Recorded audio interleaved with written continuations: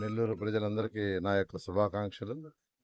ఈరోజు కుటుంబ సమేతంగా ఈ రంగనాథ స్వామి టెంపుల్లో ఆ భగవంతుని దర్శించుకోవటం, ప్రతి ఒక్కరూ ఆయురారోగ్యాలతో సకల ఐశ్వర్యాలతో ఉండాలని, ప్రతి ఒక్కరూ అభివృద్ధి చెందాలని ఆ భగవంతుని కోరుకోవడం జరిగింది. Thank you. రథసప్తమి శుభాకాంక్షలు. ఈరోజు ఎంతో శుభప్రదమైన రోజు. ఒకటి రంగనాయకుల స్వామిని, అమ్మవారిని, వెంకటేశ్వర స్వామిని, ఆండాళ్ళమ్మ గారిని అందరినీ దర్శనం చేసుకొని నెల్లూరు నగర వాసులందరూ సుఖ సంతోషాలతో ఉండాలని, ఆయుర ఆరోగ్యాలతో ఉండాలని కోరుకోవటం జరిగింది. ధన్యవాదాలు. రథసప్తమి శుభాకాంక్షలు. ఈరోజు స్వామివారిని కూడా అంటే గుళ్ళో కూడా ఈరోజు ఆయన స్వామివారిని దర్శించుకొని నారాయణ సారుని ఖచ్చితంగా గెలిపించాలని స్వామివారిని కూడా కోరుకోవడం జరిగింది.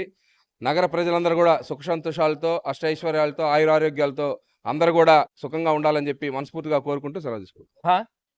నెల్లూరు పెన్నా నది తీరం ముందు వెలిసి ఉన్న శ్రీ తల్పగిరి రంగనాథ స్వామి దేవస్థానంలో రథసప్తమి వేడుకలు గత 2018లో స్థాపించడం జరిగింది. అప్పటి మన ముఖ్యమంత్రి గౌరవనీయులు చంద్రబాబు నాయుడు గారి ఆధ్వర్యంలో, నారాయణ గారి సహకారంతో, మా బాలకృష్ణ గారి అండదండలతో ఇక్కడ ఈ రథసప్తమి వేడుకలు స్టార్ట్ చేయడం జరిగింది. ఇప్పటికీ 7వ సంవత్సరం ఇది. అంటే రథసప్తమి అంటే 7 సంవత్సరాలు, 7 అనే దానికి ఇది 7వ సంవత్సరంగా విజయవంతంగా జరుగుతుంది.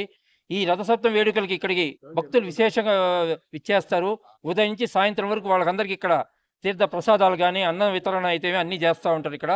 కాబట్టి ఈ వేడుకలకి ఇచ్చేసిన భక్తులందరికీ మా రథసప్తమి తరఫున ప్రత్యేక ధన్యవాదాలు తెలుపుతున్నాము.